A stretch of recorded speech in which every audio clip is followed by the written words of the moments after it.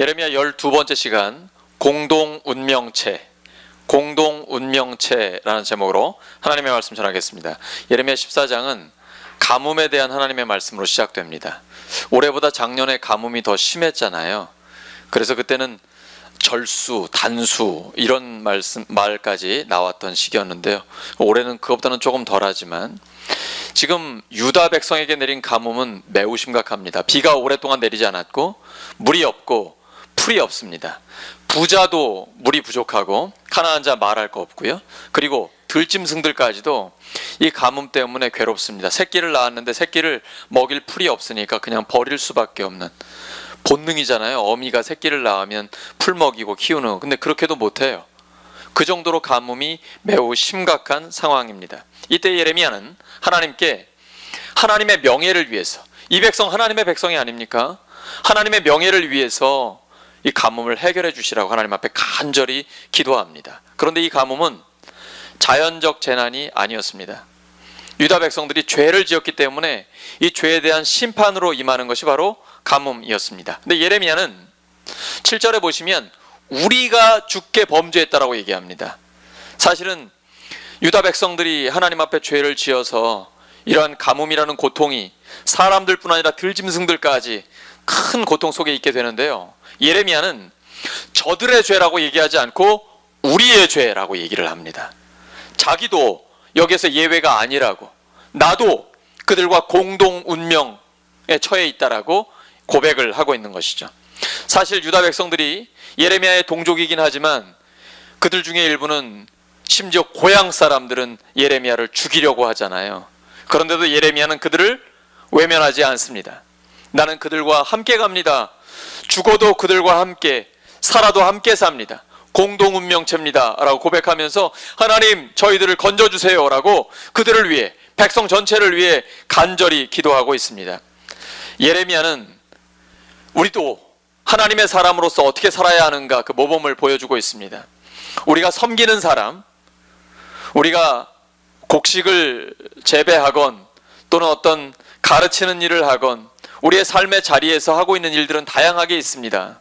그런데 그 일을 할 때 그 일을 통해 사람들을 섬기는데 그 사람들이 우리를 어떻게 대하든지 간에, 우리를 어떻게 대우하든지 간에 우리는 그들과 영예로운 일도 치욕적인 일도 함께 한다는 공동운명체라는 이러한 의식을 항상 갖고 있는 것입니다. 하나님의 사람이라면 마땅히 이러한 생각을 갖고 사람들을 섬길 수 있어야 합니다. 나는 그들과 함께 간다라는 것 한시라도 잊지 말아야 합니다. 근데 예레미야의 이러한 간구에 하나님이 응답하시는데요, 의외입니다. 하나님이 구원하시거나 위로하시는 이런 말씀이 아니에요. 오히려 저들의 죄 때문에 심판하시겠다는 충격적인 말씀을 하십니다. 물론 나중에는 하나님께서 이렇게 말씀하시죠. 예레미야 31장 34절입니다. 내가 그들의 악행을 사하고 다시는 그 죄를 기억하지 아니하리라, 이렇게 말씀하실 때가 옵니다. 하지만 지금은 아니에요. 그때가 아니에요. 유다 백성이 죄를 지었기 때문에 이 죄가, 이 악행이 습관이 되어버렸어요. 죄 짓는 것이 몸에 배어버렸어요. 그래서 더 이상 헤어나올 수 없는, 이미 때가 늦었습니다. 하나님께서 예레미야에게 너 이 백성을 위해 기도하지 말라고 합니다. 이미 늦어버렸다는 것이죠. 왜냐하면 예배 때에는 회개합니다. 입술로 고백해요. 잘못했다고 고백합니다. 그런데 삶으로 돌아가면 언제 그랬냐 싶게 또 죄를 짓고 죄를 짓습니다. 마치 개가 그 토한 것을 다시 먹는 것처럼, 돼지가 토해낸 그 더러운 것을 다시 먹는 것처럼 예배 때는 하나님 앞에 고백하는데 일상생활에 돌아가면 또 죄를 짓는 겁니다. 고질적인 이중적 삶, 이것이 문제입니다. 예배 때의 고백과 일상생활에서의 삶이 다른 것, 이것 때문에 심각한 심판을 받게 됩니다. 이것이 바로 유다 백성들의 큰 고통이죠. 하나님께서는 이미 늦었다고 말씀하시면서 유다 백성들은 적들의 칼에 죽임을 당하고 흉년으로 먹을 양식이 없어 굶주리며 전염병으로 고통을 당하게 됩니다. 이게 우리 역사상에 전형적으로 나타나는 그 전쟁과 그리고 전염병, 무기에 의해서 죽임을 당하는 이러한 고통이죠. 우리가 일제시대나 한국전쟁을 거쳐오면서 우리 민족도 함께 겪었던 부분입니다. 실제로 유다는 바벨론의 군대에 의해서 처절하게 짓밟혀 버립니다.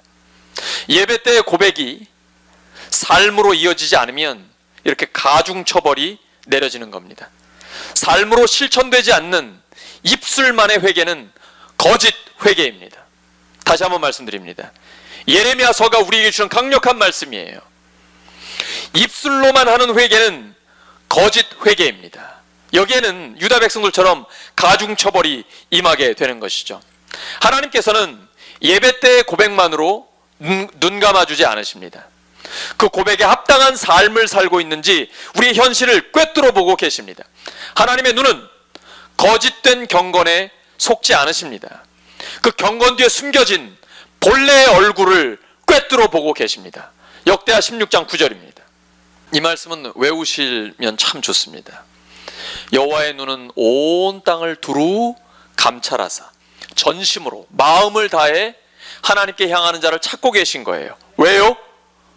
그 사람들에게 능력을 베푸시기 원하기 때문에요. 하나님의 눈은 우리를 보고 계신 거예요. 예배 때만이 아니라 우리의 일상생활을 함께 보고 계신 겁니다. 사무엘에게 이제 2대 왕을 세우는데 사무엘에게 하나님이 이렇게 말씀하시죠. 사무엘상 16장 7절입니다. 사람은 외모를 보거니와 하나님은 중심을 보십니다. 나 여호와는 중심을 본다라고 말씀하고 계십니다.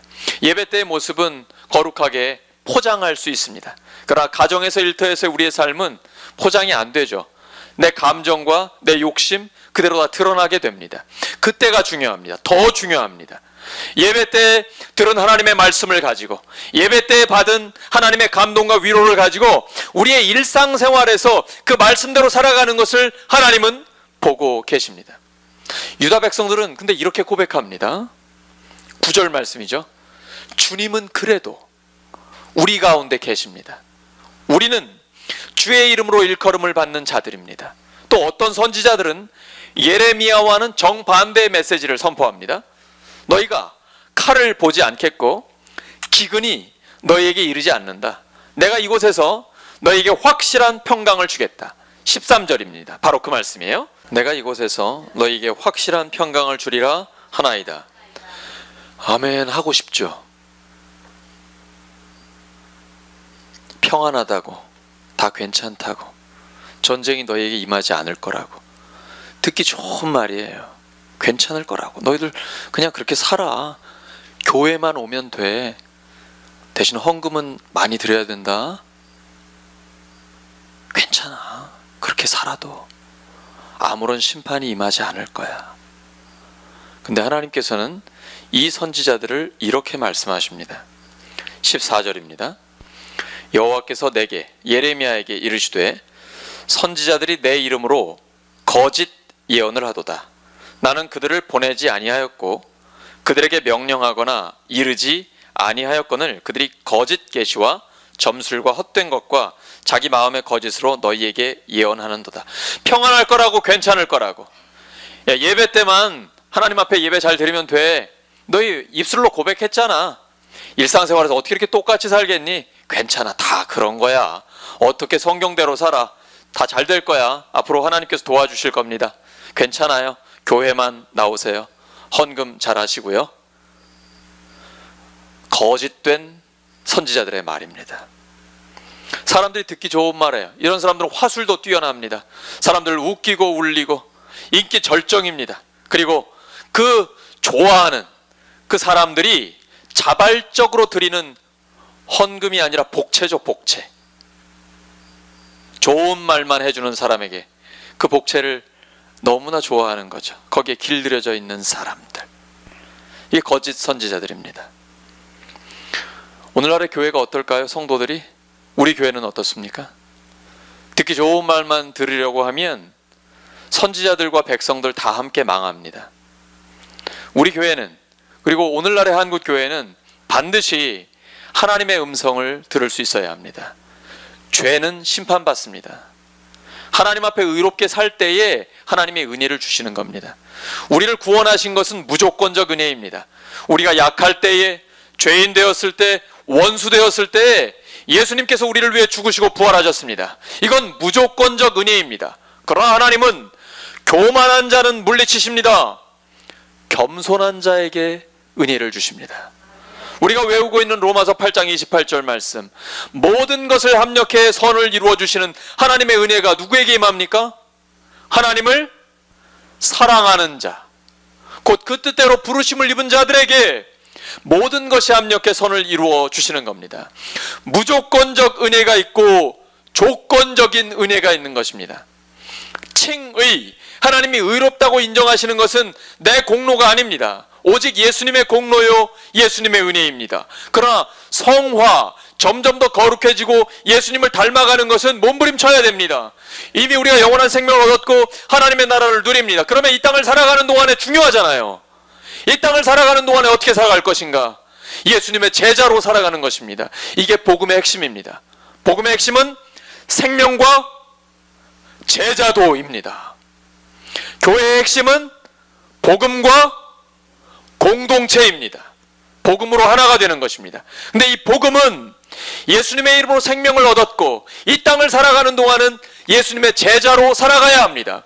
이러한 말씀이 선포되어야 하고 이 말씀을 듣고 내가 하나님 앞에서 어떻게 살고 있는지를 다시 한번 돌아봐야 됩니다. 말씀은 거울입니다. 예레미야의 이 신박한 충격적인 심판의 말씀이 왜 우리에게 주어졌습니까? 우리는 그렇게 살지 말라는 겁니다. 그런데 지금 예레미야의 선포를 들은, 그리고 예레미야가 그렇게 간절히 기도하는 유다 백성은 이미 늦었습니다. 심판 면할 수 없어요. 왜냐하면 죄를 너무 지어버렸어요. 하나님이 안 된다고 말씀하시거든요. 10절입니다. 14장 10절 보시기 바랍니다. 왜 기도해도 안 된다고요? 아니 오히려 기도하지 말라고요? 이미 늦었다고? 왜 그렇게 말씀하십니까? 이 백성이 어그러진 길을 사랑하여 말로만, 입술로만 고백하지 실제 삶에서는 죄악된 길을 오히려 사랑하고 발을 멈추지 않아요. 이미 늦어버린 거예요.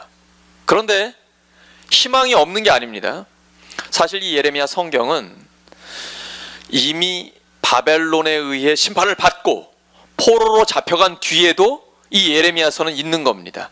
그 사람들에게는 아직 희망이 있습니다. 무슨 말인지 아시겠죠?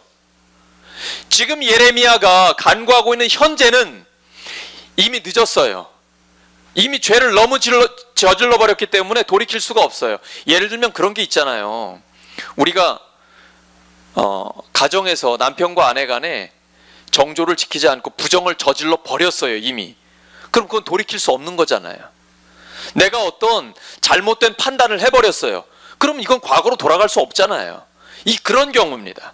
유다 백성이 끊임없는 하나님의 경고를 받아들이지 않고 계속해서 죄를 지었기 때문에 이미 늦어버렸어요. 그러나 지금 이 성경을 읽고 있는 또 하나의 독자들이 있습니다. 그들은 이미 바벨론의 멸망당에 포로로 잡혀가 있는 사람들입니다. 유배자들이에요. 그 사람들에겐 기회가 있어요. 이제 이 말씀을 읽었기 때문에 하나님의 얼굴을 구합니다. 우리의 선조들은 죄를 지어서 멸망당했지만 하나님 예레미야에게 약속해 주셨잖아요. 70년 뒤에 돌아올 수 있다고 말씀하셨잖아요. 하나님 말씀 이루어 주세요라고 기도하면 하나님이 들어주십니다. 그리고 지금 읽고 있는 우리에게도 희망이 있습니다. 우리에게는 늦지 않았습니다. 하나님은 진실된 회개자는 용서해 주십니다. 하나님 앞에 진실하게 회개하고 삶 속에서 하나님의 말씀대로 살고 싶은 그렇게 몸부림치는 사람 외면하지 않으십니다. 늦지 않았습니다. 하나님께서는 우리를 지켜주시고 끝까지 회복시키시며 하나님의 길을 갈 수 있도록 우리를 도와주십니다. 근데 지금 이 백성들은 이미 늦어버렸어요. 그리고 거짓 선지자들의 말을 듣고 있습니다. 왜냐하면 자기들이 듣고 싶은 이야기이거든요. 괜찮다고, 그렇게 살아도 그냥 성전에만 나오면 된다라고 이야기를 하기 때문이죠. 그들은 하나님의 법도보다는 세상적인 처세를 따릅니다. 하나님의 말씀의 기준이 있고 세상적, 세속적인 기준이 있거든요. 이거는 말씀으로만 분별할 수가 있습니다. 다른 한편으로 이러한 가르침이 교회에서 선포되게 되면 세상적으로 세상적인 방법 가지고 출세한 사람들은 그들이 하나님의 이름으로 인정받는 겁니다. 그리고 복까지 빌어주니까 그런 설교자들을 너무 좋아하게 되는 것이죠. 이건 근거 없는 위로입니다. 성경에 근거를 두지 않은 헛된 위로입니다. 책임질 수 없는 말이에요. 그냥 듣기 좋은 말만 던지는 겁니다. 근거 없는 위로의 설교, 반대로 대책 없는 책망의 설교, 두 가지 다 문제가 있습니다. 책망이 없는 위로도 문제고, 위로가 없는 책망도 온전하지 못합니다. 교회는, 특별히 우리 교회는 설교가 어느 한쪽으로 치우치지 않도록 설교자와 청중들 모두가 함께 노력해야 됩니다. 우리 청중들은 하나님의 설교가 내 귀에 듣기 싫어도, 내 귀에 거슬리는 설교가 와도 그러면 주무시는 거 아니죠? 듣기 싫으면 주무시는 거 아니죠? 내 귀에 거슬리는 설교가 와도 여러분 들으셔야 됩니다. 마음을 활짝 여셔야 돼요. 왜냐하면 사실은 저도 듣기 싫은 설교거든요. 준비하면서부터, 저는 설교를 준비하는 게 무섭다니까요. 저에게 먼저 가르쳐 주시기 때문이에요. 너는 어떻게 살고 있니? 가정에서, 교회에서, 또 만나는 사람들과 어떻게 하고 있니? 너는 목사로서 현대를 살아가면서 어떤 마음가짐을 가지고 살고 있니? 저에게 먼저 말씀하시거든요. 저라고 이런 설교가 듣고 싶겠습니까? 근데 우리는 모두가 마음을 열어야 합니다. 내 귀에 거슬려도 하나님의 말씀을 듣고 싶은 마음으로 활짝 열어야 합니다. 이렇게 설교자와 청중이 함께 노력할 때 우리 교회에 균형 잡힌 설교, 하나님이 원하시는 설교가 선포될 수 있습니다. 설교자와 청중은 공동 운명체입니다.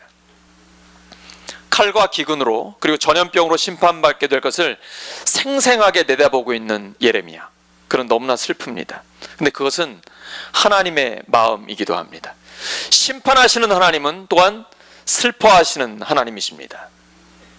심판하시는 하나님은 슬퍼하시는 하나님이기도 합니다. 하나님께서는 이 백성을 처녀딸이라고 얘기합니다. 17절입니다. 내 눈이 밤낮으로 그치지 않고 눈물을 흘린다. 하나님의 마음이고 동시에 예레미야의 마음입니다. 왜 그래요? 내 처녀딸 같은 유다가, 예루살렘이 심판을 받기 때문입니다. 하나님을 오해하지 마십시오. 하나님을 심판하시는 하나님으로만 알지만 안 됩니다. 심판하시는 하나님은 동시에 슬퍼하시는 하나님입니다. 저도 딸이 하나 있습니다만, 딸이 잘못하면 제가 눈 동그랗게 뜨고, 비록 작은 눈이긴 하지만 눈 동그랗게 뜨고 정색을 하고 얘기합니다. 너 잘못했다고. 근데 한편으로는 마음이 아프거든요. 그래서 한동안은 제가 얘기를 못하죠. 딸 가진 아빠들은 동일한 마음일 겁니다. 그냥 모든 부모님들, 선량한 모든 부모는 같은 마음이에요. 내 딸, 내 아들이 아프고 힘들어하면 부모의 마음은 더 아픈 거거든요. 이게 하나님의 마음이에요. 심판하시는 하나님은 또한 슬퍼하시는 하나님이에요. 그 하나님의 마음이 여기에 담겨져 있습니다. 예레미야는 하나님이 유다 백성을 구원해 주셔야 된다고 모든 근거를 다 총동원해서 하나님 앞에 간구합니다. 사실 하나님이 너 이제 기도하지 말라고 했잖아요. 근데 기도를 멈출 수가 없는 거예요. 이게 예레미야예요. 저는 예레미야의 기도를 보면서 너무 감동적이에요. 하나님이 이제 그만 기도하라고, 때가 늦었다라고 말씀하시는데도 이 백성을 위해 기도를 멈출 수가 없는 거예요. 하나님 도와주셔야 돼요. 하나님 살려주셔야 돼요. 우리도 그래야 되지 않을까요? 나라를 위해서, 교회를 위해서, 백성들을 위해서, 우리 주변의 이웃들과 가족들을 위해 기도할 때 한두 번 기도하고 어떻게 멈춰요? 아직 변화되지 않았는데, 아직 하나님의 사람이 되지 않았는데 어떻게 멈춰요? 이게 예레미야의 마음이에요. 우리도 그랬으면 좋겠어요. 끈기 있는 기도, 하나님이 감동하시는 그 기도, 우리가 그런 기도의 사람이 되기를 소망합니다. 우리는 공동 운명체이기 때문입니다. 말씀 정리합니다. 바벨론에게 멸망당하기 전에 유다는 그 심판을 피할 수 없었습니다. 이미 늦어버렸어요. 하지만 바벨론의 포로 당한 그 이후에 예레미야서를 읽는 사람에게는 다시 기회가 있습니다. 오늘 우리도 마찬가지입니다. 예레미야서를 읽으면서 어두워지고 낙심되고, 이거 내가 이러다가 심판받는 거 아니야, 이렇게까지만 가고 끝나면 예레미야서 잘못 읽는 거예요. 우리에게는 희망이 있어요. 아직 늦지 않았어요. 예레미야 29장 11절입니다. 이게 하나님의 마음이에요. 예레미야서를 우리에게 주시는 하나님의 마음이에요. 우리에게 재앙을 주시기를 원하겠어요? 평안을 주기를 원하신 거예요.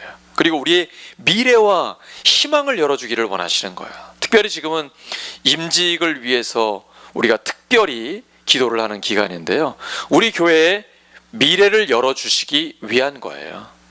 하나님이 감동을 우리에게 주셔서 함께 깊이 있게 기도하고 하나님의 말씀을 묵상하고 있습니다. 기도와 말씀으로 우리를 준비시키는 것은 앞으로 걱정 없이 하나님께서 우리 교회의 미래를 활짝 열어주시기 원하기 때문입니다. 하나님께서는 진실하게 회개하는 모든 죄인들 용서해 주십니다. 아무 조건 없이 용서해 주십니다. 이것이 하나님의 은혜입니다. 그런데 이 하나님의 은혜를 오해하는 분들이 있습니다. 가끔 있습니다. 내가 그러면 하나님이 무조건 용서해 주시니까 이 땅에 사는 동안은 내 마음대로, 내 하고 싶은 대로, 내 욕심대로 살다가 죽기 직전에 회개해야 되겠다 라고 생각하시는 분이 아주 가끔 있습니다. 하나님의 말씀은 그렇게 적용하는 것 아닙니다. 하나님께서 그런 말이나 그런 마음가짐에 넘어가시거나 하실 분이 아니시잖아요. 우리는 하나님의 은혜 받은 자답게, 예수님의 제자답게 이 땅을 살아가야 합니다. 우리 모두는 예배와 일상생활이 일치되는 공동 운명체로서 하나님 앞에 끈질기게 기도하며 하나님의 마음과 사람들의 마음을 감동시켜 사명을 감당하는 우리의 삶이 되기를 예수님의 이름으로 축원합니다.